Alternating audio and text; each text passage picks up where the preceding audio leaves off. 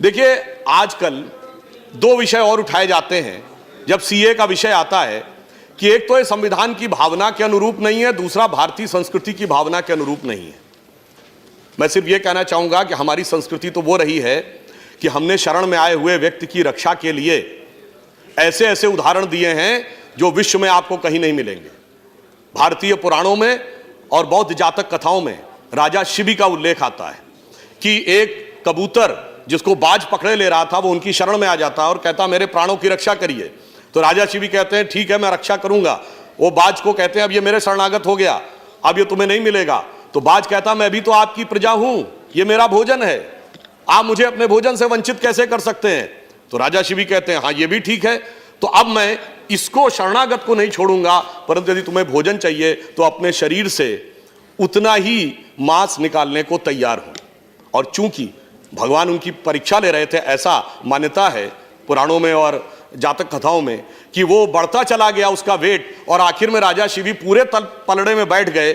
और तब भगवान ने प्रकट होकर कहा तुमने शरणागत की रक्षा का पूरा दायित्व निभाया, हम तुम्हारा सम्मान करते हैं। इसीलिए शायद अटल जी ने यह पंक्ति लिखी थी कि मैंने छाती का रक्त पिला पाले विदेश के क्षुधित लाल, मुझको मानव में भेद नहीं, मेरा अंतस्तल उर विशाल, शरणागत की रक्षा की है मैंने जीवन भी देकर, विश्वास नहीं यदि आता तो यह साक्षी है इतिहास अमर। अब कहा जाएगा साहब आप शरणागत को दे रहे हैं तो सबको क्यों नहीं दे रहे हैं। तो भारतीय संस्कृति में यदि राजा शिवी के कबूतर की कथा है तो तक्षक नाग की भी कथा है। राजा परीक्षित को श्राप मिला था तो यह था कि कोई सांप आकर उनको मारेगा, उन्होंने पूरी व्यवस्था कर ली थी। और उसके बाद वो फलों के बीच में घुसकर एक छोटा सा सर्प तक्षक अंदर पहुंचने में सफल हो गया और उसने राजा परीक्षित को डस लिया और उनकी मृत्यु हो गई। अब इस बात से सबक लेकर उनके पुत्र राजा जन्मेजय ने एक ऐसा यज्ञ किया था जिसमें सारे के सारे नाग आकर भस्म होने लगे थे। इसलिए मैं कहना चाहता हूं दूध भी पिलाते हैं परंपरा हमारी मित्र, किंतु नाग यज्ञ का विधान नहीं भूले। तो हम घुसपैठिए और शरणागत दोनों का नीर क्षीर विवेक की क्षमता हमें भारतीय संस्कृति परंपरा भी देती है।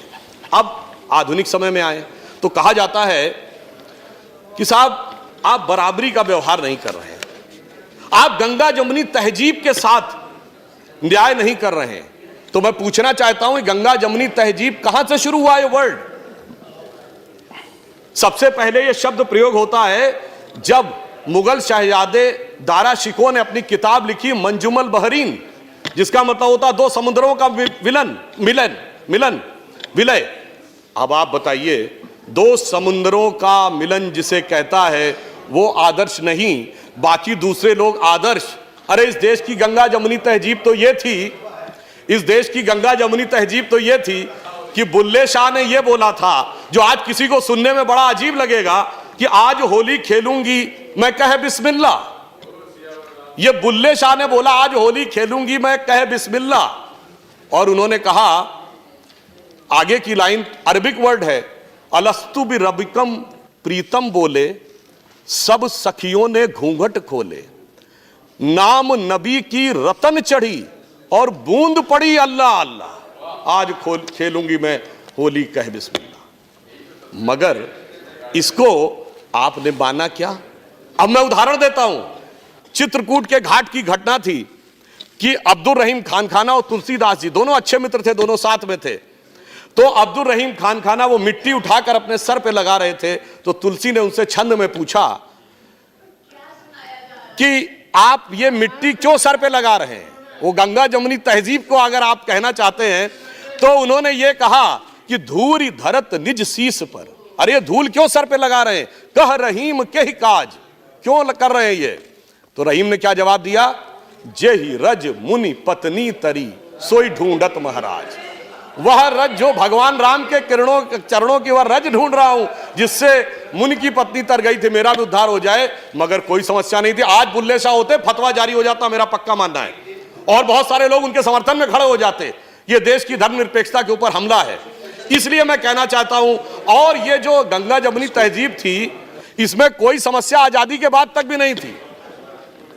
ये सारी समस्या 1976 के बाद आई जब सेकुलर शब्द का प्रयोग अपने राजनीतिक हित में करने की शुरुआत हुई। अगर मैं आपसे कहना चाहूं, आप सब ने वो सुना होगा, मन तरपत हरि दर्शन को आज, ये किसने गाया? मोहम्मद रफी ने। लिखा किसने?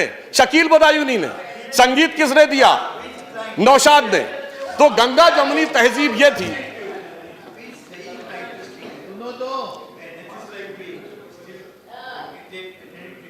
एक सेशन हो जाए, वन डे फुल डे, जो आप अपना धर्म के कर सकते हैं।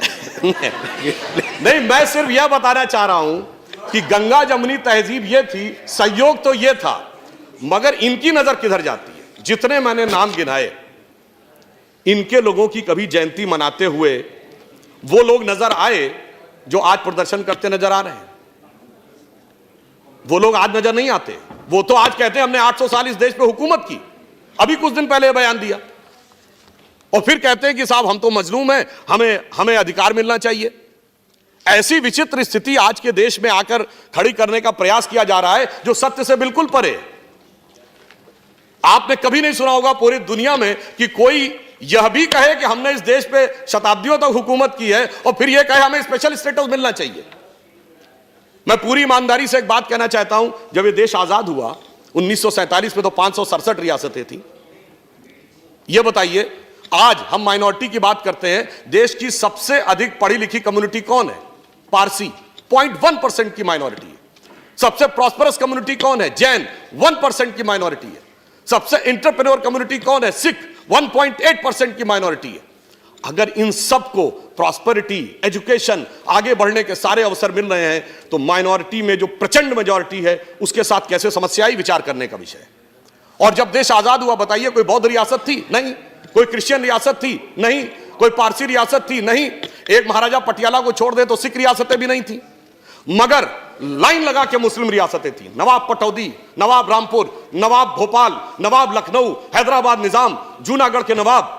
फिर ऐसे हालात क्यों हो गए कि आज बाकी सब पढ़ाई लिखाई में आगे और बाकी सारी चीजों में आगे और एक ही वर्ग पीछे होता चला गया? मुझे लगता है इसमें दोष इसका भी है कि जो सियासत की गई ना, अदावत की और मोहब्बत की।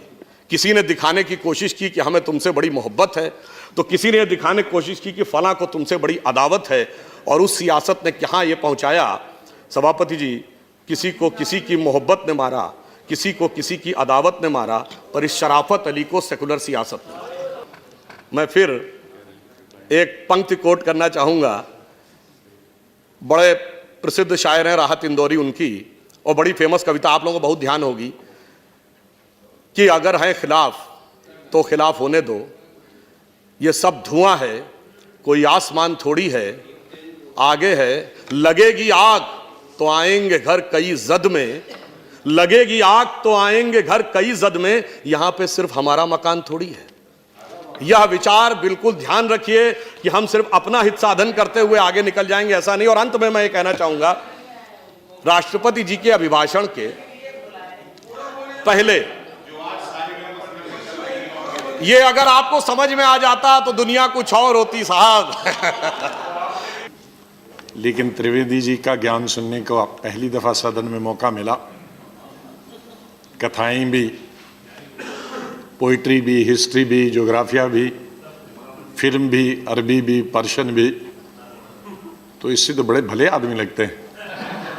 लेकिन पता नहीं टेलीविज़न के सामने क्यों इन तमाम चीज़ों का ज्ञान नहीं देते हैं, वहाँ उल्टा ज्ञान देते हैं। मैं उनसे निवेदन करूँगा कि ये अच्छा सद्भावना का ज्ञान अगर वहाँ भी पूरे देश को देंगे तो बहुत अच्छा होगा। बहरहाल, मैं त्रिवेदी जी की ही बात पकड़ता हूँ। इन्होंने कहा कि हमारी सरकार की सबसे बड़ी बात कि जो कहते हैं वो करते हैं, जो कहते हैं वो करके दिखाते हैं। तो इस पर मेरा एक शेर से, जो उन करोड़ों लोगों से वादे किए गए थे पिछले 6 साल पहले, उन करोड़ों लोगों को जिनको 15 लाख रुपए देने का वादा किया था,